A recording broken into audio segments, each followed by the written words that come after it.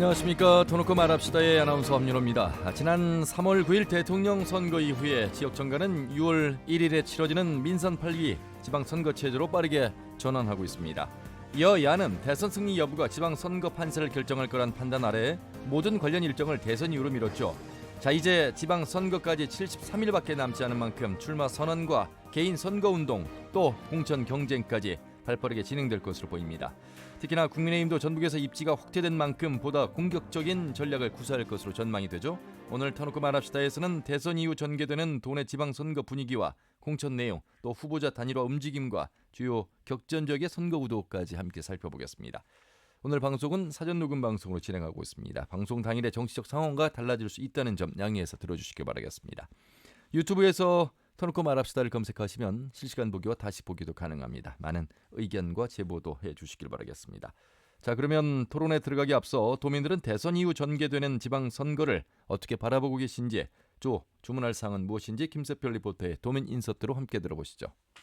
일단 복당 정치인들이 민주당 대선 패배 이후에 좌불안석인 상황이잖아요. 그래서 대선 전에는 대통합을 명분으로 복당이 허용됐는데 패배를 하게 되니까 취지가 희석되면서 복당자의 공헌도를 평가하는 것은 큰 의미가 없는 것 같다는 목소리가 나오는 상황이라 조금 논란이 커질 것 같아요. 민주당이 대선에서는 패배했지만 그래도 전북에서는 여전히 강세인데 그래도 공천보다 후보자의 자질하고 인물론으로 선택받을 수 있도록 대선 결과로 봤을 때 아직까지는 지역에서 변한 게 없어 보여서 민주당이 이번 결과를 겸허하게 받아들이고 쇄신을 해야 할 것 같아요. 지방선거 역시 별 기대가 안 되는 상황이고요. 이번에 대선을 치르면서 정의당이 힘이 많이 빠진 모습이란 제3의 정당으로 거대 여야당에 위축되지 말고 역할을 다해줬으면 좋겠고, 이번에는 국민의힘도 당원이 많이 급증한 만큼 각 지자체에서도 적극적으로 후보자들을 내고 당을 떠나서 훌륭하고 신선한 인물들을 등장시켰으면 좋겠어요. 이제 지방선거에 인목이 집중되고 있잖아요. 코로나 상황에서 경제 회복과 전북의 낙후 해결을 위해서 노력할 일꾼을 폭도로 관심을 가질 계획인데, 그렇게 되려면 후보자들을 알 수 있는 자리가 더 많아져야 되는데 모두 후보들이 토론회에 적극 참석해서 유권자의 알 권리를 보장해줘야 된다고 생각해요. 네, 지방선거 체제에 대한 도민들의 의견까지 들으셨습니다. 오늘도 두 분과 함께하도록 하겠습니다. 전북일보 이경재 개곤 논설위원, 어서 오십시오. 네, 안녕하십니까. 참여자치 전북시민연대 부패방지시민센터의 김영규 대표 나오셨습니다. 어서 오십시오. 네, 안녕하십니까. 예, 이경재 의원님, 3월 9일 대선 이후에 벌써 열흘 정도가 지났습니다. 결과에 대해서도 아직까지 많은 국민들 가운데 말씀을 하시고, 아울러서 이제 지방선거에 어떤 영향을 미칠까 이런 이야기들 하고 계시고, 오늘 저희도 해야 될 이야기가 바로 이제 그런 부분인데, 우선 말이죠. 윤석열 당선인 우리 전북 지역에서 지지율에 대한 기대, 정운천 의원을 포함해서 많은 국민의힘에서는 많게는 30% 가까이 얻을 수 있다라는 희망을 말씀하셨습니다만, 결과는 그래도 아쉽습니다만 14.42%, 보수정당 후보 사상 최고치를 기록했습니다. 더불어민주당은 82.98%, 심상정 정의당 후보 1.58%. 이 먼저 득표율을 가지고 좀 먼저 말씀해 주신다면요. 이번 대선에서 우리 전북 지역은 가장 큰 관심 사안이 사실은 윤석열 후보가 몇 %를 얻을 것인가에 사실 포인트가 깔려 있다고 그렇죠. 봐야 되겠죠. 왜냐하면 우리 지역은 민주당 정서가 강한 지역이기 때문에 압도적인 표를 얻는 것은 당연하고, 과연 이 틈바구니에서 국민힘당에 대한 지지가 과연 과거에 비해서 얼마나 변화가 있을 것인지, 이게 이제 관심 사안이었는데, 뚜껑을 열어보니까는 상당히 그게 미약했다고 좀 보여져요. 14.4%면은 그 박근혜 당선인 때 13.2%보다 1.2%포인트가 높긴 한데, 1.2%포인트가 높긴 한데, 그동안에 이제 이준석 대표가 호언장담했던 걸 할지, 또 정운천 도당위원장이 어떤 장밋빛 청사진을 계속 얘기를 했거든요. 그렇죠. 그래서 20% 안팎은 무난할 것이다, 이런 거 자신감을 갖고 있었던 차에 이제 뚜껑을 열어보니까는 크게 미해할 그 프레트리가 나왔는데, 상당히 좀 안타까움이 많이 남는 선거였을 것 같아요.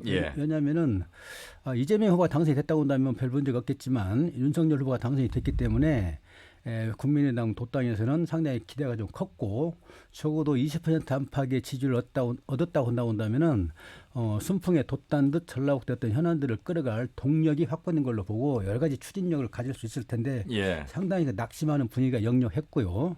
또 그래서 앞으로 더 많은 어떤 동력 예, 네. 이런 것들이 기대가 되긴 하는데 힘을 받기가 상당히 어렵게 돼 있어요. 윤석열 당선이 지금 여러 가지 뭐 인수위에서 여러 가지 정책들이 나올 텐데 또 지역 정책도 나오고 균형발전 정책도 나올 텐데 예. 또 공약도 또 이행을 해야 되겠고요. 그래서 이걸 강력히 대시할 만한 어떤 동력이 좀 미달된 거 아니냐. 적어도 18, 9%랄지 뭐 20% 안팎겠다 온다면은 떵떵거리고 우리한테 좀 해달라 이렇게 할 텐데 그 미약한 어떤 수치를 가지고 고민이 상당히 많이 있는 것 그 국민의힘이나 민주당의 이번 대선 결과에 대해서 전북의 득표율에 대해서 뭐 어느 쪽도 이렇게 웃을 수 있는 상황은 아닌데 안철수 후보, 윤석열 후보의 단일화 영향이 좀 있었다고 좀 봐야 될까요? 그렇다고 봅니다. 예. 왜냐하면은 그 전에 단일하기 이전에 예. 이전에 아까 이야기한 것처럼 상당히 높은 지지율을 확인을 실제로 했고 여론조사에서 그렇게 나타났거든요. 그렇죠. 국민의당에서. 근데 단일화한 이후에 호남이었던 그 위기의식이 결집되면서 말하자면 반발, 저항표로 돌아선 거죠. 그래서 민주당의 어떤 그 뭐 83% 전라북도와 또 전남 광주에서도 84% 5%가 나왔단 말이죠. 예. 근데 그 프로세스가 많이 빠져나간 것이고 또 안철수 표가 뭐 흩어지긴 했지만은 그 저항 반발표가 이쪽으로 합류하면서 예, 네. 결국은 국민의힘당은 호남에서 큰 손실을 봤던 것이 안철수의 단일화였다 이렇게 봐야 되겠습니다. 예. 김영기 대표님은 어떻게 분석하십니까? 실제 저는 좀 다른 생각인데요. 예. 뭐 정우찬 의원이 대선 이후에 일부 방송사나 인터뷰 과정에서 30%를 얻었어야 하는데 최악의 경우 20%를 얻었어야 하는데 그래서 힘이 좀 안 실린다 하는데 정우찬 의원이 지금 10년 넘게 계속하는 엄살입니다. 그리고 저는 이번에 국민의힘에서 얻은 14.42%가 어마어마한 표라고 생각을 합니다. 그렇습니까? 이번 양 진영이 거의 피 튀기는 싸움을 벌이는 과정 속에서 그 국민의힘 이후에 지금까지 역대 보수 정당들은 그 박근혜 후보 때 13.2%를 제외하고는 전부 다 한 자릿수였거든요. 예, 네. 8, 9%, 뭐 5%부터 시작해서 이런 과정을 쭉 겪어 왔었는데 뭐 지난번 선거 때 홍준표도 뭐 거의 못 얻었잖아요. 홍준표보다요. 예. 그러니까 이런 과정에서 이번 과정에서 14.4이라는 건 어떤 굉장한 표다 저는 이렇게 보고 있고 실제 표로도 역대 최고 득표를 한 거거든요. 그래서 이번처럼 양 친형이 윤석열 후보, 이재명 후보가 그 쉽게 박빙의 승부를 하는 과정에서 얻은 표기 때문에 그들 나름대로는 큰 성과인데 정은초는 이제 뭔가 해줘야 하는 거에 대한 부담 이런 것을 발빼기를 하는 과정이라고 저는 보고 있어요. 그래서 엄살을 이고 어마어마한 표를 보내줬다. 사실 역대 대선 후보 가운데 특히 보수정당 후보 가운데 윤석열 후보가 지금 호남을 5번, 전북을 4번이나 찾아왔거든요. 그 짧은 시간 사이 속에서. 그리고 역시 호남에 대한 특히 전북에 대한 공약 가운데 호남 홀대는 이거 인지하고 금지하겠다. 또 새만금 5년 안에 이거 완공할 수 있다. 뭐 찔끔찔끔 가지고는 안 된다. 어느 정도 강한 의지를 표명했고 역시 손편지를 쓴다든지 전화를 한다든지 그 어느 때보다도 호남의 구애가 상당히 강렬했던 그런 현상으로 과정을 이해한다면 정운천 의원 입장에서도 그 정도의 득표율 좀 기대를 했던 것은 그렇게 뭐 허황된 수치가 아니고 지금의 이 말씀이 엄살은 아니지 않을까 이런 생각도 좀 해보게 됩니다. 근데 한 것은 없죠. 그 국민의힘이 뭐 전라북도에서 정운천 혼자 원맨쇼를 한 거고 지금까지 쭉 한 5년의 과정을 보면 그리고 윤석열 이제 지금은 당선자 그 당시 후보가 전북을 뭐 왔다 간 거 맞지만 몇 번 왔다 간다도 표가 모이는 건 아니고 또 전통적인 민주당 지지층이 두터운 우리 전북에서 그나마 20대라든지 그리고 투표율이 또 올라갔잖아요. 예. 투표율이 올라간 과정 속에서 민주당도 최다 득표를 했어요. 82%잖아요. 예. 82.98. 98인데 예. 표수로는 100만 표를 처음으로 넘었거든요. 101만 표를 얻은 적이 없습니다. 역대 선거에서. 그러니까 서로 최다 득표를 얻은 쉽게 말하는 윈윈한 게임이었다. 저는 이렇게 나름대로.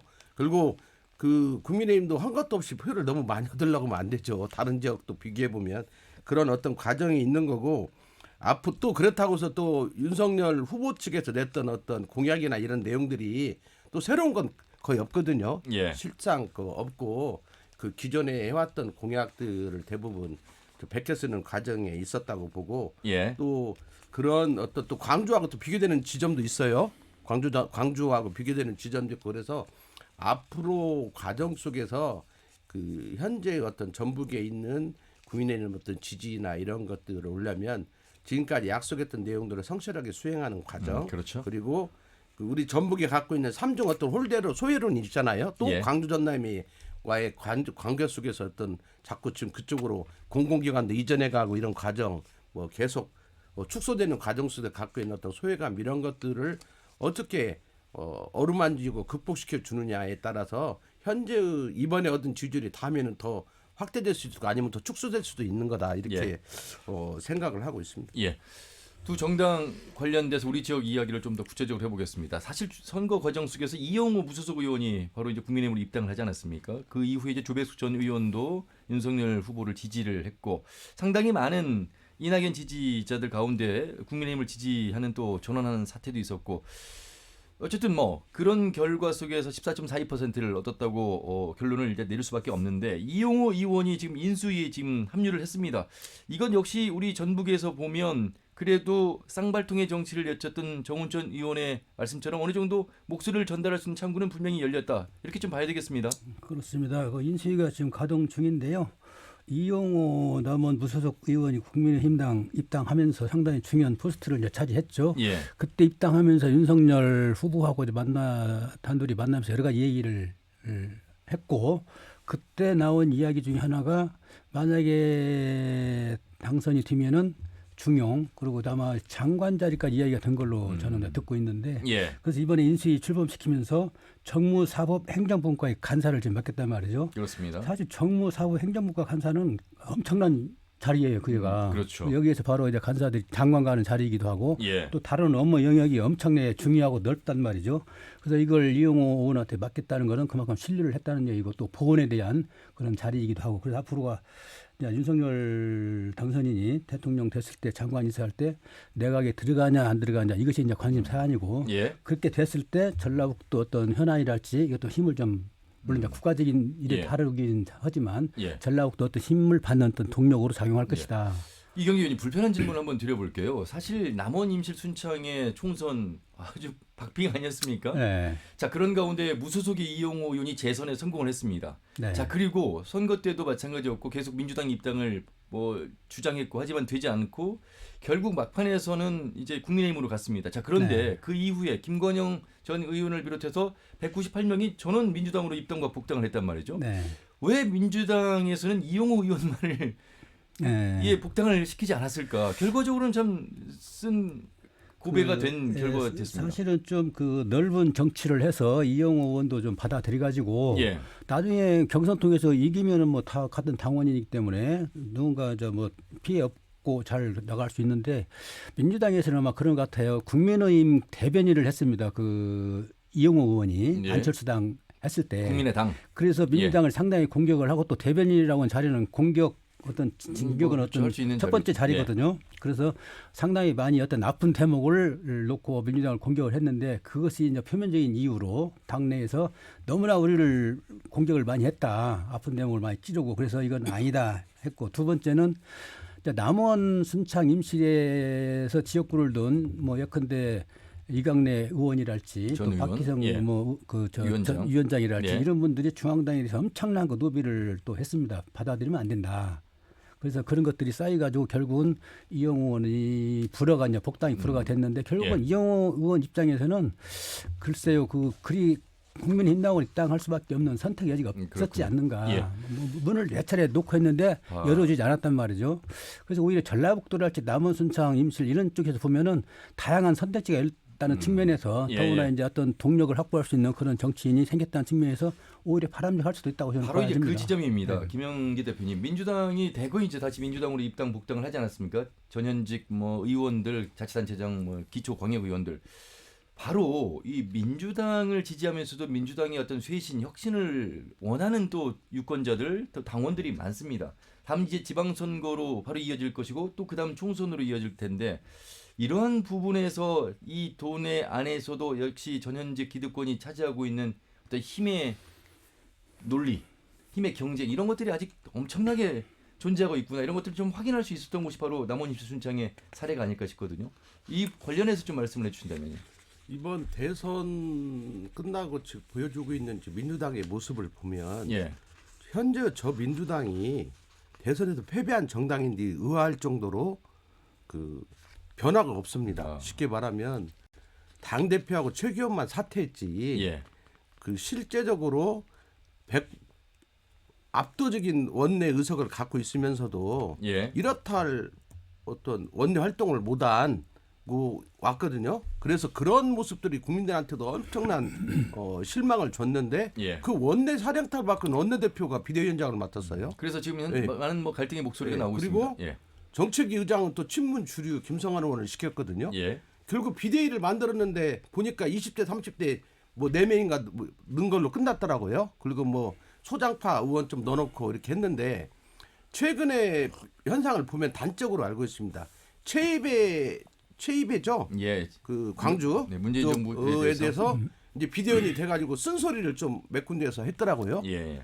바로 벌떼처럼 또 청와대 출신 그 의원 15명이 또 사과하라 뭐 물러나라 이렇게 했단 말. 그게 민주당이 거대 어떤 의석을 갖게 되면서 당내에서 좀 다른 목소리 옛날에 금태섭 의원이 좀 그런 과정이 맞습니다. 있었죠. 예, 예. 그다음에 조홍천 의원이 그랬죠. 네, 네. 그런 것들에 대해서 벌떼처럼 달려들어 가지고 탈당하라는 둥 뭐 사퇴하라는 둥 이런 것들에서 당내에 어떤 소장의 어떤 다른 목소리를 용납하지 않았습니다. 그냥 완전히 거의 권위주의 일당 거의 뭐 그냥 다른 목소리 자체를 용납하는 분위기. 그러니까 예. 그건 우리가 이제 그 쉽게 말하면 국민들이 이제 촛불혁명 이후에 대통령 당선시키고 또 총선에서 다수석을 줬는데 이걸 마치 자기들이 실력이 엄청나서 받은 것처럼 해가지고 오만이 한마디로 그리고 예. 오만이로다 보니까 협치도 없어져 버리고 쉽게 말하면 아나무인이 돼가지고 당내에서도 다른 의견 내면 막 가지치기 해버리고 그래서 예. 당내에 다양한 목소리가 나오면서 그것들이 서로 융화되고 또 합의되는 과정 속에서 당내 민주주의가 발전되고 그런 모습이 또 국민과의 어떤 소통이 이루어져야 하는데 그런 게 완전히 단절돼서 우리가 그 당시도 그 이야기했거든요.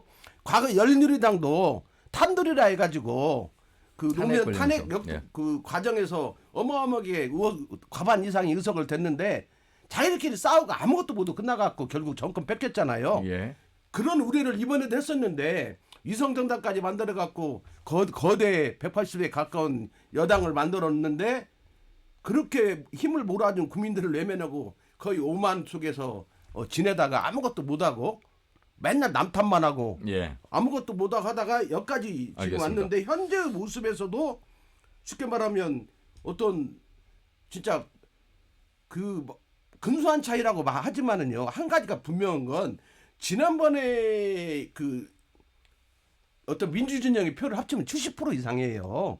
70% 이상에서 이제 50% 밑으로 떨어졌는데 쉽게 말하면 압도적 지지에서 이제 많은 유권자들이 등을 돌렸단 말이에요. 그거에 대한 처절한 자기 반성이 네, 네. 필요한데 그런 알겠습니다. 것이 지금 거의 없다는 겁니다. 그러면은 비대위 체제에 대해서도 말씀을 하셨고 지역도 의원의 목소리에 대해서 그랬는데 각 지역의 시도당 위원장들 거치어 관련해서도 지금 이야기가 네, 나오잖아요. 저는- 이 전북도당은 과연 어떤 변화를 준비하고 있을지. 저는 전라도에서 물론 전북도당이 다음 날 그 도당위원장하고 그 안회영 의원하고 양경숙 씨 비례의원. 예, 예. 왜 그 양반도 여기 와서 그러는가도 물론 그것 자체도 참 이상한 일인데 그 세 분이 사과를 했어요. 근데 사과는요.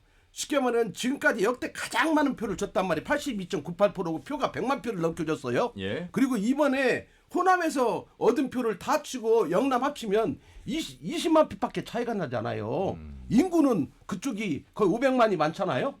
근데 이렇게 압도적인 우리 전북에서도 100만 표 이상의 압도적인 표를 벌어줬는데 그 선거에서 졌는데 사과 한마디 하고 누구 하나 사퇴하는 사람이 없어요. 책임지고. 예. 그게 지역에 있는 도당위원장이든 아니면 자기들이 스스로 지도부를 자천하면서 도지사에 나온 두 국회의원이든 아니면 또 지역에 인물이 없어서 내가 한 번 더 하겠다고 하는 도지사든 우리 지역의 민주당의 어떤 지도부를 형성하고 있는 사람 중에서 단 한 명도 사과도 진정성 있는 사과도 안 했을 뿐더러 도당위원장을 사퇴한다든지 아니면 뭐 후보를 사퇴한다든지 난 안 나가겠다든지 뭐 이런 사람이 단 한 명도 없다는 거.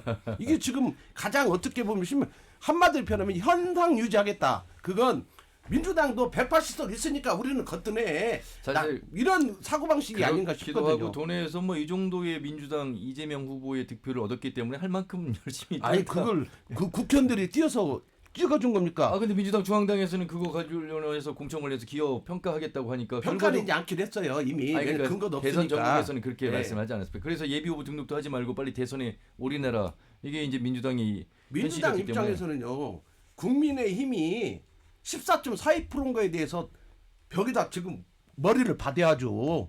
항상 한 자릿수 있었던 데가 왜 14.42%를 넣게 됐는지 그게 표로 계산하면 한 6만 표 정도 더 든 거거든요. 보통 때보다. 그러면 어마어마한 표예요. 그거에 대한 자기 반성이 있어야죠. 알겠습니다. 그 뭐 플래카드 보면은 사과한 걸 보이잖아요.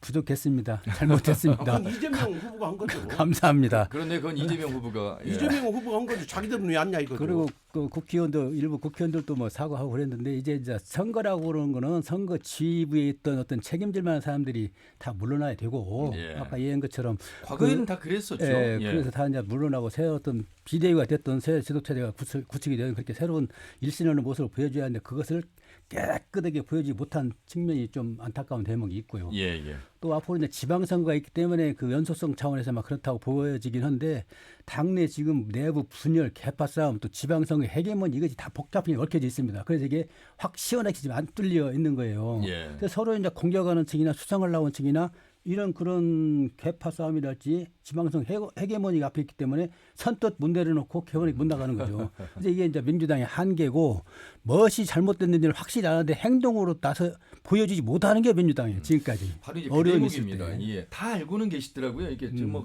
도당위원장이든 민주당의 현역 의원들을 통해서 질문을 하면 다 알고는 있는데 그게 이제 선거 때 되면 그래도 우리 적은 이번 예, 선거가 민주당의 지지가 강하니까 이 행동으로 옮기기가 참 어려운 현실입니다. 이번 선거가 대통령 선거고 대통령 누가 돼도 나는 배지를 갖고 있다고 하는 우리는 국회에서 180석이 거대 정당이니까 우리 뜻 반해갖고는 아무것도 할 수 없다고 하는 그 자만심이 아직도 있는 거거든요. 예, 그리고 예. 실제 여전히 제밥에 관심이 많기 때문에 벌었는데 만약에 이런 식으로 지금 민주당 가다가요 6월 막 이제 취임식 있고 5월 9일 10일, 취임식 있잖아요. 예, 그러다가 10일, 6월에 네. 선거가 가면 제가 예상해 볼 때 잘못 오면 지금 서울만이 아니라 경기도 인천도 잘못 오면 또 호남이 고립될 또 세종시 제가 볼 때 세종시하고 호남 정도나 외로운 섬으로 남을 확률도 있어요. 그게 지금 심각한 상황이거든요. 그러니까 예, 네. 그런 것들에 대한 자기 반성이 없이 어양겨 하다 보면 지금 지방선거에서도 또 참패할 수 있거든요. 예, 네. 더 참혹한 패배를 할 수 있는 여건이 지금 마련돼 있다 이렇게 생각하는 그런 위기감이 있어야 하는데 어느 누구도 그런 모습들에 대해서 지금 보여주고 있지 않다는 게 가장 큰 문제. 지금 저 당에서 국민의힘에서는 뭐 경기지사에 유승민도 거론되고 그러잖아요. 그러니까 이런 뭐 획기적인 어떤 물로 해가지고 그 현재 대선 승리를 이어가려고 하는데 민주당 예. 지금 못 하고 있냐는 거죠. 자 그러면 자연스럽게 우리 지역 도지사 선거 관련해서 한번 이야기를 해보도록 하겠습니다. 그리고 이 관련 이후에 지방 선거에 관련된 그 정의당의 이야기까지 대선 한번 더 살펴볼 텐데 자연스럽게 이제 분위기가 이어졌기 때문에 자 현역 의원 지금 안우영 의원이 김윤대 의원에 이어서 도지사 출마 선언을 했습니다. 그리고 이제 여기에 뭐 김관영 전 의원 이야기도 있고 유성엽 전 의원은 어제 뉴스까지만 하더라도 본인이 지방선거에 나가야 되는 것이 전북 발전에 도움이 될 것인지에 대한 고민을 한번 해보겠다. 뭐 많은 후보들의 이름이 이제 거론되고 있습니다. 여기 이제 송환진 지사는 3선을 뭐 거의 기정사실화한 상황이고, 자, 이 민주당의 또 경선이 곧 뭐 당선으로 가게 될 텐데 여기 이제 국민의힘이나 정의당이 경쟁을 어떻게 할 것인가에 대한 뭐 고민도 하겠습니다만 현역 의원인 재선 의원 김윤덕 안우영 의원은 배지를 가지고 있는 채 경선에 참여할 수 있지 않겠습니까? 선거법상. 그리고 뭐 떨어지면 다시 국회의원으로 돌아가는 상황 속에서 우리 지역의 다음 도지사 선거는 어떻게 좀 전망을 하는 것이 맞는지 이경재 의원님. 지금 일단은 뭐 민주당 정서가 가장 큰 지역이라 민주당의 중앙당의 어떤 태도를 또는 어떤 공천들을 적용하느냐 또 어떤 쇄신 개혁 정책을 내놓냐가 이제 가장 큰 변수라고 보고 있고요. 예. 그건 아마 조만간에 이제 갈래가 타질 것 같은데 그럴 때 이제 호남의 어떤 그 적용할 카드가 뭐냐. 그래서 개혁 쇄신이라고 하는 어떤 큰 명분 하에 뭔가 좀 물갈이를 선택하느냐 이제 이 문제가 남아 있을 수 있겠고요. 예. 그럴 때 이제 반발이 또 그 호남은 이렇게 뭐 4% 3% 올려 지지로 보냈는데 왜 희생을 해야 되냐, 왜 타깃이 돼야 되냐 이런 이제 반발이 또 있을 수 있는 그렇죠. 측면이 하나 있고요. 예. 또 하나 이제 국회의원들이 출마하는 것이 또 하나 다른 때와 좀 큰 변수가 되어 있는데 아까 이야기한 것처럼 안호영, 김윤덕, 안호영 두 의원이 이미 뭐 출마 의지를 선언했죠. 드러내고 있단 말이죠. 근데 이제 국회의원은 한 달 전에 사퇴를 해야 되거든요. 예. 경선 참여할 때. 근데 이제 민주당은 5월 2일 날까지 사퇴를 해야 되는데 그 이전에 경선을 지금 마무리하려고 하고 있어요. 그렇겠죠. 그러니까 엄청난 그 어드밴티지 누를 지금 국회의원들이 주는 거죠. 바로 그 부분입니다. 예, 예. 나와서 뭐 떨어져도 국회의원을 유지를 네, 하도록 네. 돼 있기 때문에 그래서 이건 상당히 불공정 게임이 되는 것 같고 그럴 경우에 과연 누가 경선에서 유리할 것인지 그래서 국회의원이라고 하는 거는 상당히 정치적 입김이 좀 세고 근데 송하진 지사 같은 경우가 가장 큰 약점이 국회 경력이 없다는 거, 국회의원 경력이 없다는 것인데 예. 이런 문제를 이제 커버하겠다 하는 것이 두 사람의 이제 출마했던 편이고 나머지는 아까 얘기한 것처럼 유석열 의원이 상당히 강한 의지를 갖고 있는 걸로 저도 듣고 있고 예. 조만간에 아마 그 입장 표명을 하겠다고 그랬는데 막 내부 결심은 나오는 걸로 돼 있는 걸로 알고 있고 여러 사람을 접촉하고 있는 것까지는 이제 포착이 되는데 그래서 결국 또 송하진 지사는 또 선배 지사이기도 하고 그래서 뭐 가볍게 또 인사도 하면서 어떤 관계가 좋기 때문에 그래서 서로 어떤 선한 플레이를 뭐 하는 것 같고 다음에 김관영 의원 같은 경우는 좀 많이 쉬었고 예. 또 한때 그 국민의당에서 역할을 원내 정부까지 했는데 그랬던 텀이 길었기 때문에 그것이 어떻게 도민들한테 투영이 될지 그런 문제가 있는 것 같고요. 그래서 일단 전라북도 광역자치단체 도의 이제 지자 선거는 그 아까 얘기한 중앙당의 어떤 입장이랄지 또는 그런 변수 경선 변수가 있긴 한데 제가 볼 때는 상당히 강한 어떤 틀 속에서 경선까지 진행이 되는 것이 아닌가. 뭐 그렇게 일단은 생각을 중앙당의 해서요. 어떤 쇄신의 입장이 일단 관심사고 네. 두 번째는 이제 이 경선을 통한 어떤 조직 선거라든지 인지도 네. 선거 네. 뭐 이런 이제 경쟁이 되겠다 네. 이런 그래서 말씀이시고요. 경선 중앙당이 인위적으로 뭐 당신은 안 돼 나오지 마. 뭐 이렇게 막 이렇게 카드를 강하게 낼 수는 없을 것 같은데 예. 여론 추이를 봐야 되겠고요. 그래서 국회의원 현역 도지사 대 국회의 경력을 가진 사람들 또 이제 유석열 의원의 그 어떤 뭔가 좀 파괴력 있는 어떤 그런 것들을 기대했던 그런 세력들이 경선에서 맞붙게 되지 않을까 이렇게 보여집니다. 예. 4월 중순까지 어느 정도 이제 그 전에 이제 공천관리위원회가 구성이 되겠고 또 뭐 단수와 경선 지역이 이제 선정이 되는 그러니까 말씀하신 대로 5월 2, 3일 전에 이제 경선이 이루어질 네. 속에서 글쎄요, 이 참 중앙당 입장을 알 수가 없기 때문에 지금의 비대위 체제로라면 큰 변화가 없을 것 같은 그런 생각도 듭니다만 김영기 대표님은 어떻게 보십니까? 뭐 정치는 생물이라고요. 현재 민주당의 모습에 대해서 내부에서도 당장 비대위원장이 사퇴한다든지 뭐 이런 이야기들이 지금 의견이 분분하고 있잖아요. 예, 네. 그리고 그 대선에 패배한 어떤 정당의 모습이 아니다는 거에 대해서는 대부분은 지금 뜻있는 사람들이 다 그런 것들에 대해서 많은 문제 제기를 하고 있는데 예. 그 민주당은 현상 유지를 하려고 하는 거잖아요. 지금 현재 그 당을 기반으로 해서 그런 분위기가 그 중앙당에서 이루어지고 나면 지역까지 오면 현재 분위기대로 가는 거고 만약에 그 안에 그 막상 비대위를 열어보니까 그 안에서 막 그 얼마 전에 안희정 지사 조문에 간 관련해서 거에 대해서 박지원 위원장이 박지원 위원장이 멱살이라도 잡고 싶은 심정이라고 화를 냈잖아요. 네. 뭐 그런 어떤 분위기나 또 조응천이나 이런 분위기들이 돼서 뭔가 좀 쇄신과 개혁이 없이는 불가능하다. 그럼 일단 수도권부터 개혁 쇄신을 하게 되면 예. 또 텃밭이라고 하는 게 호남을 안 할 수가 없거든요. 어떤 그런 과정 속에서 본다면 또 변화의 어떤 뭐 확률이 있는 거고 그래서 아직은 좀 주고 봐야 하는데 저는 민주당의 살 길은 쇄신과 변화 없이는 불가능하다. 지금 180석 가지고 완전히 쉽게 말하면 자기들끼리 그냥 그 현상 유지나 해가지고는 앞으로 그 6월 1일 선거도 마찬가지고 그 이후에 길게는 그 쉽게 말하면 강공 드라이브를 걸고 있는 이제 윤석열 정부라고 해야죠. 예. 이제 그쪽에 이제 본격적으로 그 활동을 시작하면 국회에서도 정부 조직 개편안 가지고 1라운드를 뭐 벌이고 그런데 현재 저런 민주당의 모습 가지고 국민적 지지를 얻으면서 할 수 있겠는가? 예. 그리고 또 어떤 협치는 협치 아니면 대결은 대결 이런 것들을 제대로 수행할 것이 있겠는가 보면 일단 지방선거에서는 어떤 형태로든지 뭔가 좀 반전을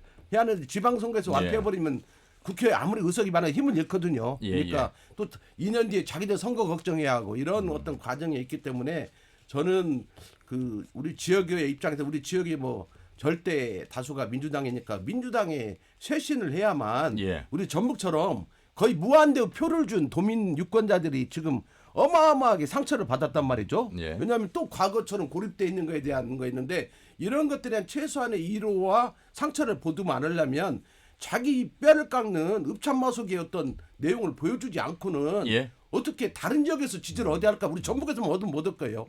자, 민주당의 쇄신을 말씀하시니까 사실 또 하나가 지방선거 속에 보궐이 이루어질 수도 있는 가능성.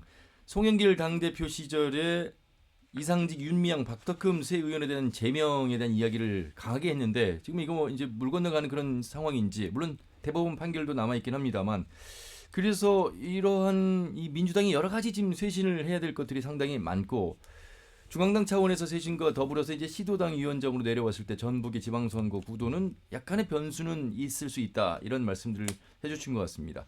아울러서 항상 늘 나오는 단골 경선 어떤 변화 중에 하나가 정치 신인 청년 뭐 여성 가산점 현실적으로 그 가산점이라는 게 자기 자신이 득표한 수의 가산치이기 때문에 그게 뭐 많지 않다 이런 한계도 또 언급도 되고 있습니다만 어떻게 이번에 이런 관련된 그러니까 이제 비대위 체제가 중요한 게 아니라 경선을 어떻게 치를 것인가에 대한 내용이 중요하다 이런 얘기를 지금 당 내에서도 하는 거 아니겠습니까? 그 민주당이 빨리 이런 문제를 이제 사실상 지방선거가 지금 진행되고 있거든요. 후보들은 뛰고 있기 때문에 이런 문제들을 빨리빨리 가닥을 잡아서 발표하고 추스려 나가야 되는데 지금 무슨 문제가 나오냐면은 복당할 때 어떤 페널티를 다 없앴단 말이죠. 그 대선 기여도만 보겠다. 근데 지금 내부 어떤 경쟁이 치열하다 보니까는 복당한 사람들에 대한 뭔가 그냥 지나갈 수는 없지 않느냐. 하니까 또 그 페널티 문제를 또 들고 나온 또 세력이 또 있어요. 그래서 그런 문제를 좀 짚어줘야 되겠고, 근데 그거는 뭐 과거에 약 대선 전에 얘기한 거를 다시 또 그 번복해가지고 페널티 적용을 한다는 건 말도 안 되는 거 엄청난 저항이 받을 것 같고, 다만 대선 기여도를 한다고 그랬기 때문에 그걸 어떻게 할 것인가, 과연 개량화할 수가 있느냐, 이제 이런 문제들도 빨리빨리 해서 해야 되고, 지금 또 하나 지금 나온 거는 그 엊그저께 이제 중앙당이 각 지침을 내려보는 게 100만 원 이상 그런 범죄라고 한다면 소명을 좀 해라. 그래서 판결문까지 좀 다 제출해라. 그런 문제가 나가긴 했는데 뭐 그런 거는 좋아요. 소명을 해야 되는 부분은 소명을 해야 되겠고. 그래서 어떤 큰 틀의 원칙은 중앙당이 짚어줘야 되겠고 또 지방선거 광역단체장 말고는 도당이 그 알아서 이제 선거관리하기 때문에 도당도 나름대로 어떤 입장을 있어야 되겠고 이런 것들을 빨리빨리 던져주고 그에 따라서 후보들이 경쟁하면서 나갈 수 있도록 해줘야 되는데 그에 대한 어정쩡한 눈치 보기랄지 뭐 이런 걸 하고 있는 측면이 민주당이 아직도 정신을 못 차렸구나. 그런 측면이 하나 있고요. 아까 이야기한 그 가산점 문제 역시 가산점은 상당히 큽니다, 얘가. 특히 호남 같은데, 전라북도 같은 데는 엄청나게 그 공천의 어떤 좌지우지 얼마큼 큰데, 그걸 예컨대 뭐 정치 신인 같은 경우에 25%까지 줄 수도 있고, 또 차관급 같은 경우는 10% 이렇게 주는 어떤 그런 것들이 있기 때문에, 이거는 엄청난 어떤 공천 결정하는데 큰 변수가 되는 부분이기 때문에, 정치 신인들이 특히 이 부분을 많이 활용을 해야 되겠고요. 그래서 이런 여러 가지 경선을 앞두고 여러 가지 얽혀 있는 여러 가지 룰과 관련된 거는 하루빨리 정리해서 중앙당이랄지 도당이 정리해서 발표하는 게 좋다. 자, 좀 첨언해야 할 것 같은데요. 현재 그 여성이나 일단 도당 이야기를 해봐야 할 것 같은데요. 도당을 보면 그 또 과거의 어떤 전통적인 그 룰을 가지고 그 대선 기후에 대한 평가는 제가 알기로는 우리 전북 도당에서는 그 수량할 수 없으니까 평가하지 않겠다고 하는 입장인 것 같아요. 그 이번에 처음 지금 자격심사위원회를 열었잖아요. 거기에서 논의된 내용들을 들어보면 일단 그런데 문제는 뭐 7대 뭐 범죄 해가지고 뭐 그거 좋습니다. 최근에 성폭행이라든지 음주라든지 다주택 보유자라는 이런 것들은 최근에 이슈잖아요. 이런 걸 가지고 후보의 어떤 자격을 심사하는 건 좋은데 막 30년 전에 정권 가지고 하고 이건 일사부재료도 어긋나고 쉽게 말하면 정적을 제거하는 수단으로 또 패거리 정치의 어떤 모습이거든요. 그런 것들은 좀 극복을 해야 할 것 같고 그런 것들은 명확한 어떤 내용들이 있으면 그러면 안희정 유강제는 어떻게 됐어요? 그 당시에요. 다 비리는 그러니까 사면법권이 됐을 때도 어떤 중요한 어떤 사회적 범죄나 이런 것들을 검토 뭐 윤창호법 위에 음주운전 자격 안 주는 게 맞죠. 그게 뭐 요즘 시대 흐름이니까. 예. 그다음에 요즘 뭐 주택 많은 뭐 이런 건 모르지만 과거 어렸을 때 정가까지도 그렇게 꺼내가지고 사면법권 낸 정가가 끄집어내는 것 자체가 불법이라고 봐요. 저는 30년 전에 사면법권 지워져야 하는데 안 지워지고 과거 안기부에서 하던 그 막 사찰식으로 하던 그런 걸 꺼내가지고 막 잣대대가 정적 제거하는데 수단을 쓰고 내가 왜 공천 자격에서 탈락된지도 모르게 탈락돼 버리는 이런 보이지 않는 손의 작동은 절대 안 된다. 예. 그런 거고요.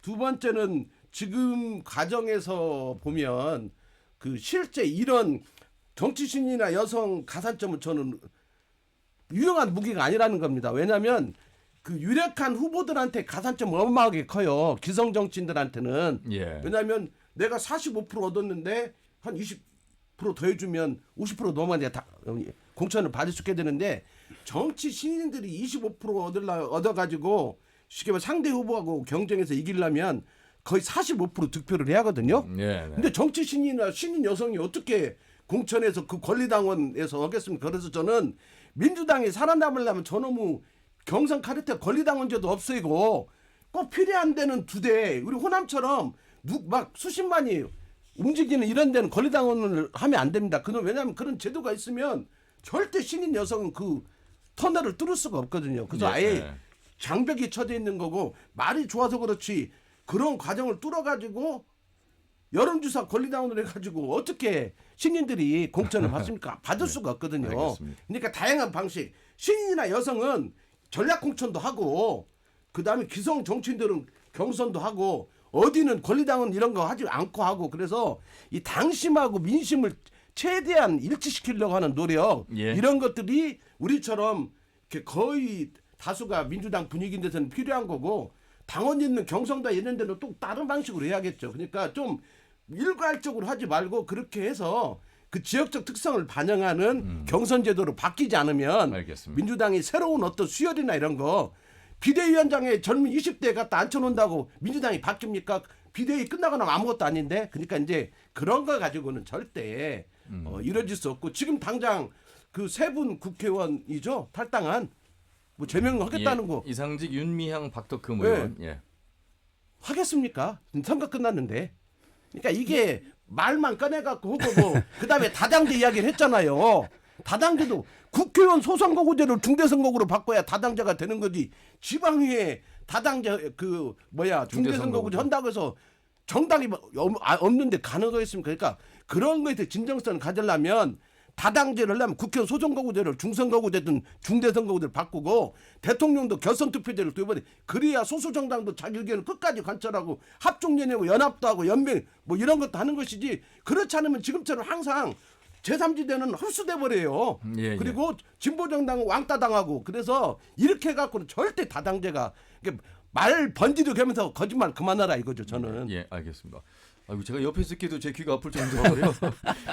김영기 대표님 좀 흥분했습니다. 예, 언성을 높이셨는데 그만큼 이 지금 뭐 선거법이라든지 지역의 현실이 어찌 보면 그 양당에 유리하게 돼 있는 부분 또 정당이 그런 부분들에 대한 변화와 쇄신을 꾀해야 되는데 그렇지 못하고 있는 부분 아쉬운 대목을 좀 말씀해 주셨고 어디까지나 페널티 관련해서도 또 가산점에 관련해서도 말씀을 해주셨습니다만 김명기 대표님의 어떤 주관적인 생각도 있다는 말씀을 한 번 더 드리면서 청취자분들께서 좀 이해하시면서 들어주시면 감사하겠습니다. 정의당 이야기를 좀 해봐야 될 텐데 오늘 대선 이후에 지방선거까지 전북일보 이경재 개곤 눈소리원과 참여자치의 김영기 대표와 함께하고 있는데 참 정의당 입장에서는 대선 결과 아주 쓰디쓴 고배를 맞았고 우리 지역 안에서도 역시 아픔이 많은 선거가 됐습니다. 이경재 의원님. 예. 네, 이번 대선에서 가장 피해를 본 정당 후보가 심상정 또 정의당이 아닌가 싶어요. 왜냐하면은 과거에 사실 그 심상정 후보가 과거 지난 대선 때 상당히 많이 지지를 얻었거든요. 예. 한 보면은 4.93%까지 얻었고 또 지방선거 때 정의당에서 권태영 후보가 도지사 출마했을 때도 5.43%를 얻었단 말이죠. 예. 근데 전라북도 같은 경우는 어떤 진보성이 강한 지역이기 때문에 정의당에 일정 표가 있어요. 근데 이번에는 1.58%밖에 못 얻었단 말이죠.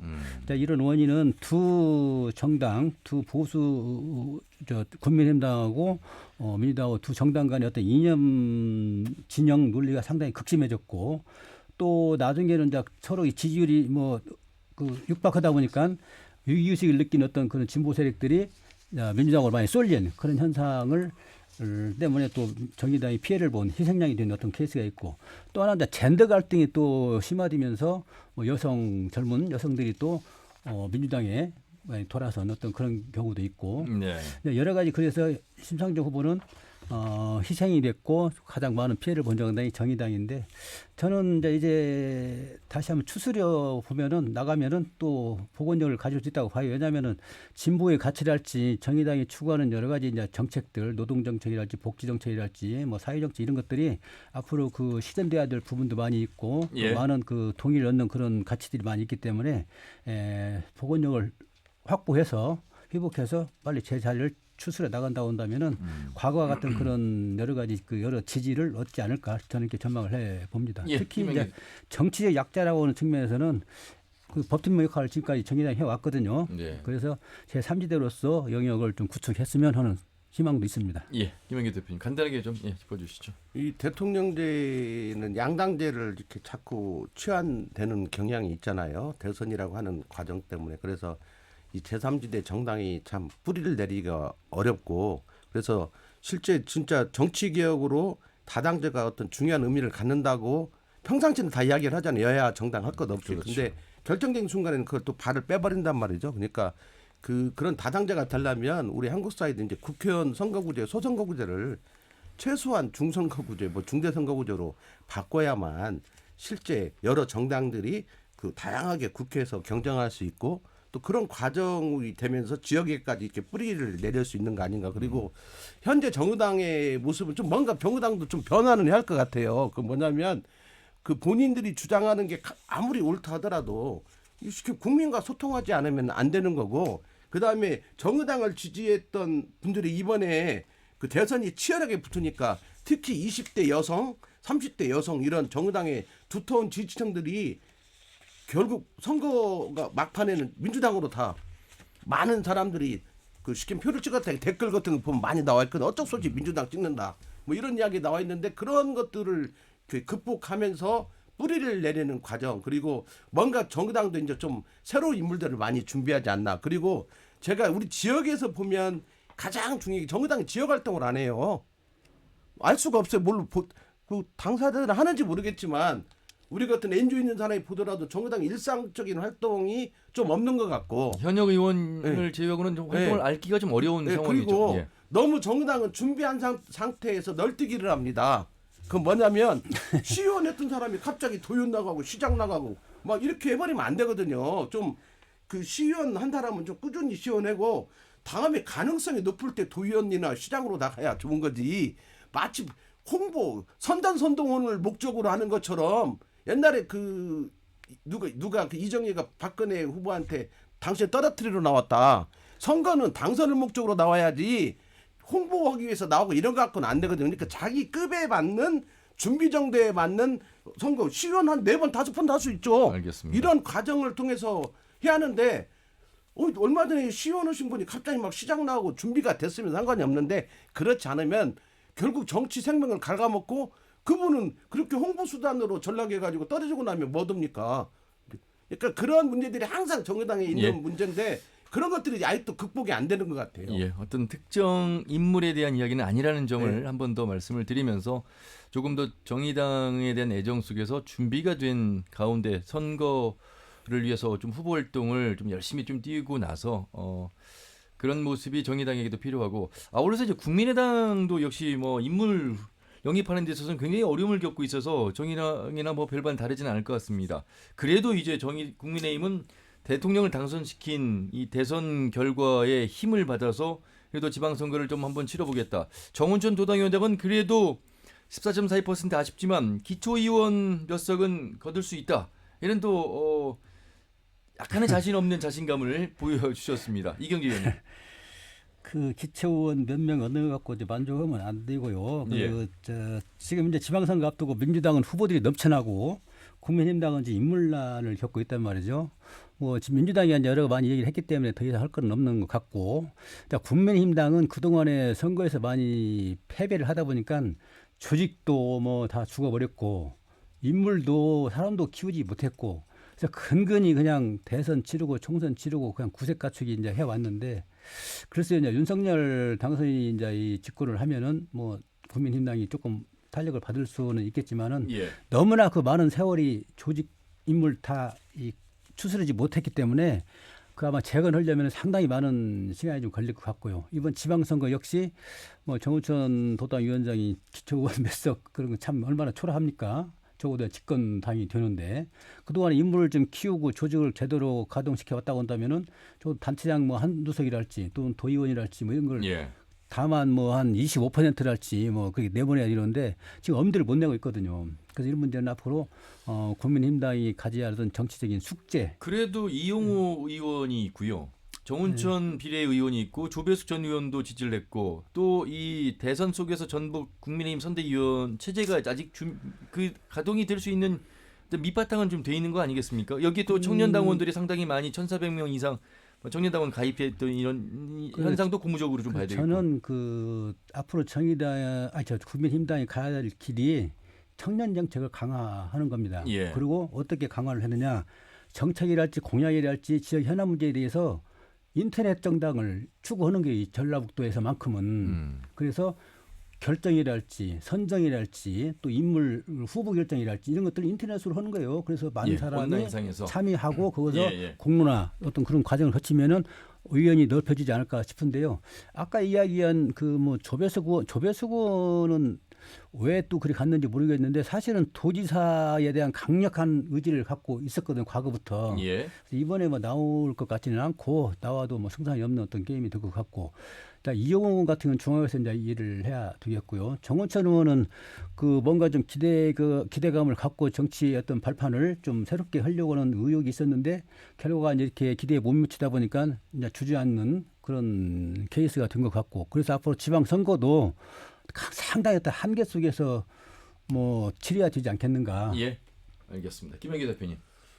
정은천 의원이 지역구 전주 의뢰 지역구 국회의원을 할 때도 기초원 한석을 얻으려고 그렇게 노력해서 출마를 시켰는데 떨어졌거든요. 그러니까 저는 우리처럼 민주당이 압도적인 우위에 있는 이런 데를 위해서도 중세선거구제가 필요한 거거든요. 예. 지방에도. 근데 세석 뽑는 데서도 떨어졌어요. 그러니까 그렇죠. 그런 과정이 있어서 지금 현재로 보면 그 14.42%라는 게 또 대선이라는 거고, 지방선거는 그 지금까지 보면 도의원 같은 경우는 비례대표밖에 없었거든요. 예. 그러니까 지역구에서 어떤 당선이라는 문제는 별개 문제고, 지역구에서는 좀 일상활동을 해야 기초원이나 도의원은 아무래도 정당바람을 타는 거고, 기초원을 하려면 시군구원은 일상활동을 하지 않고는 쉽지가 않아요. 5명을 뽑아도 7등 할 수 있습니다.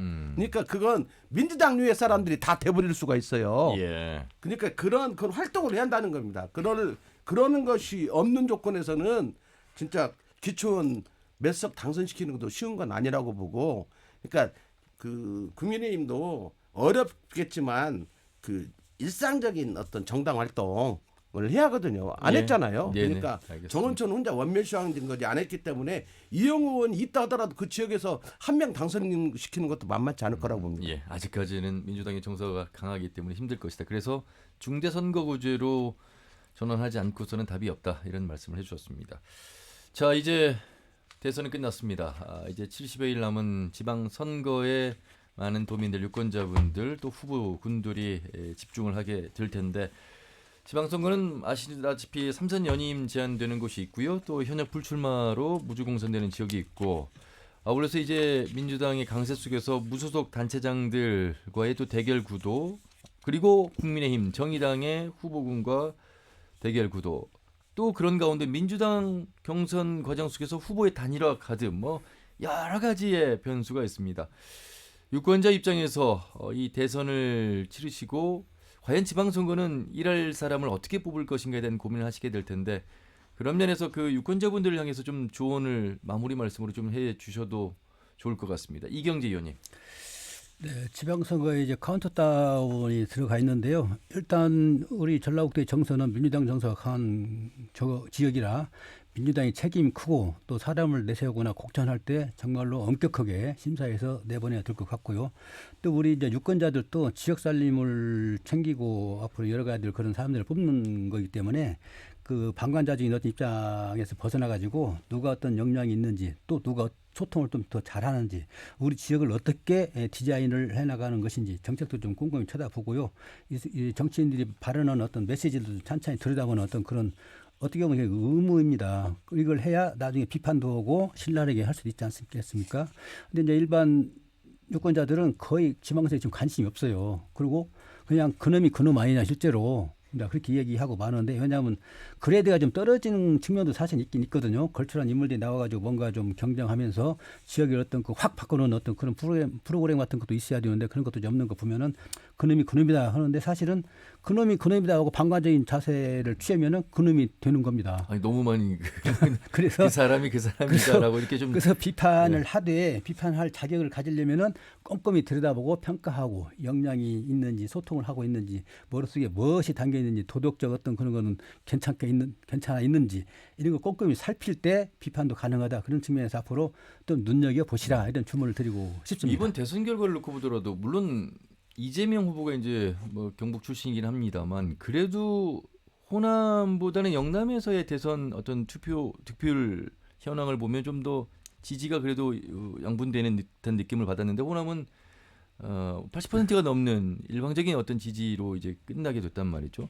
지방 선거에서도 뭐 경남 도지사라든지 상당히 그 기득 정당이 아닌 다른 정당의 후보도 선출되는 모습들을 지방 선거에서 좀 볼 수 있는데 전북은 이번에 어떻게 좀 그런 가능성이 있겠습니까?